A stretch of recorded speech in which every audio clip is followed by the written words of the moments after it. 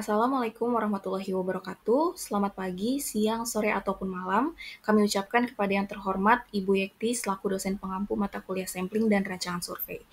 Jadi pada kesempatan kali ini kami dari kelompok BA yang beranggotakan saya, Rosa Berliana Hasri, Moza Adisa, Syifa Setiawan, Muhammad Ihsan, dan Ilya Putrisia akan mempresentasikan hasil dari diskusi kami mengenai tugas 1 mata kuliah sampling, yaitu tentang penentuan topik untuk proyek akhir. Oke, jadi outline yang akan dibahas pada video kali ini adalah yang pertama mengenai judul berikut latar belakangnya, lalu yang kedua adalah rumusan masalah yang mendasari penelitian kami, lalu yang ketiga dilanjutkan dengan tujuan dan juga kebermanfaatan, dan yang terakhir adalah mengenai batasan masalah.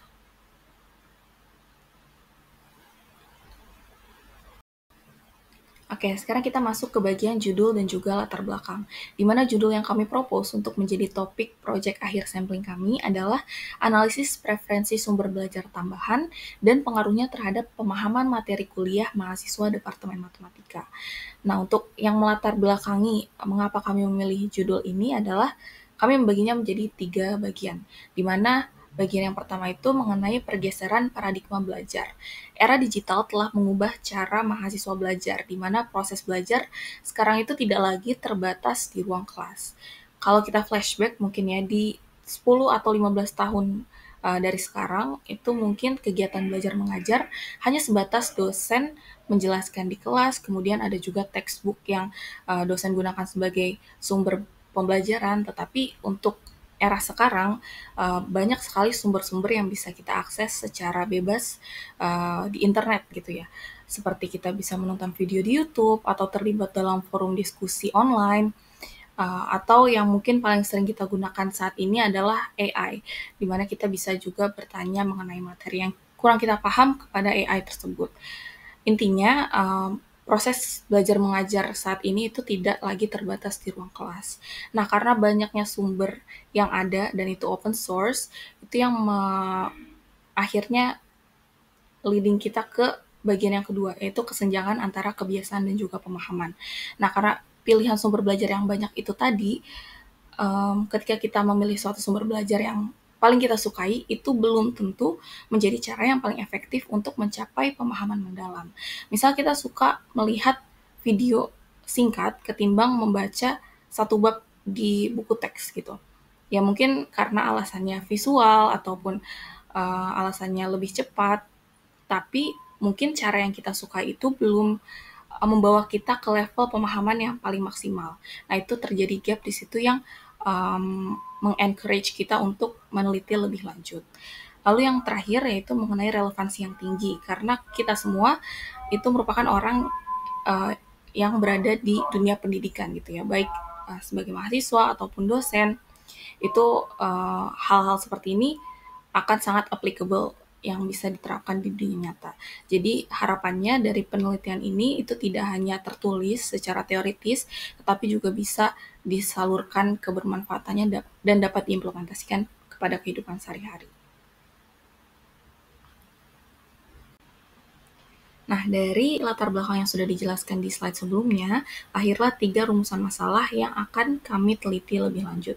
Yang pertama ada apa saja sumber belajar tambahan yang menjadi preferensi utama mahasiswa Departemen Matematika dalam memahami materi kuliah. Yang kedua, bagaimana pengaruh preferensi penggunaan sumber belajar tambahan, misalnya berbasis video, teks, ataupun interaktif terhadap tingkat pemahaman materi menurut persepsi mahasiswa.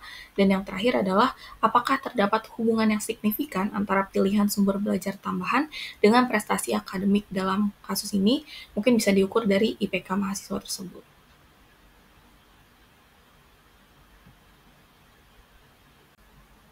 Nah, tentunya tujuan dari penelitian ini akan menjawab ketiga rumusan masalah sebelumnya, dan penelitian ini juga diharapkan dapat memberikan kebermanfaatan bagi semua pihak yang terlibat. Yang pertama yaitu bagi mahasiswa, di mana akan memberikan wawasan tentang strategi belajar yang efektif dan juga bisa menjadi referensi untuk memilih metode belajar yang paling cocok. Lalu bagi dosen dan juga departemen itu memberikan masukan atau input tentang bagaimana mahasiswa belajar di luar kelas, sehingga dapat merekomendasikan sumber belajar tambahan yang relevan. Dan yang terakhir adalah bagi pengembangan ilmu, di mana menjadi data awal mengenai perubahan perilaku belajar mahasiswa di era digital sekarang. Nah, selanjutnya akan dibahas mengenai batasan masalah yang akan kami terapkan dalam penelitian kami. Yang pertama adalah penelitian ini hanya mengukur pemahaman materi berdasarkan persepsi mahasiswa melalui kuesioner, bukan melalui tes objektif. Dan yang kedua adalah sumber belajar yang dianalisis adalah yang digunakan di luar materi wajib dari dosen. Dan yang ketiga adalah penelitian ini tidak menganalisis faktor eksternal lain seperti motivasi intrinsik, kondisi ekonomi, atau kondisi fisik maupun mental individu secara mendalam.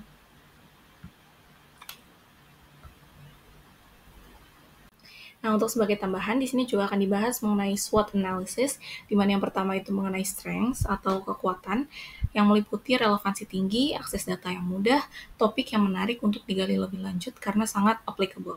Itu juga sudah beberapa di-mention di slide-slide sebelumnya.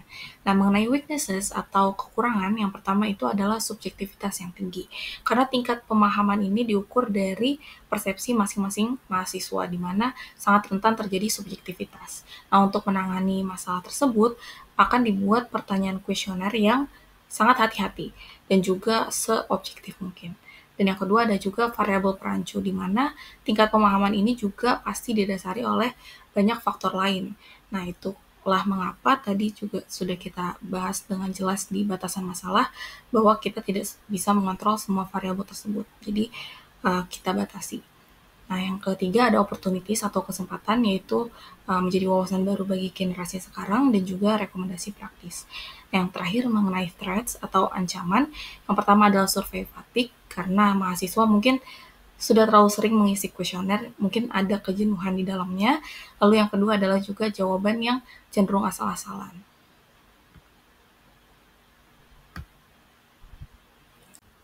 Baik, sekian pemaparan mengenai topik penelitian kami. Kurang lebihnya mohon maaf. Assalamualaikum warahmatullahi wabarakatuh.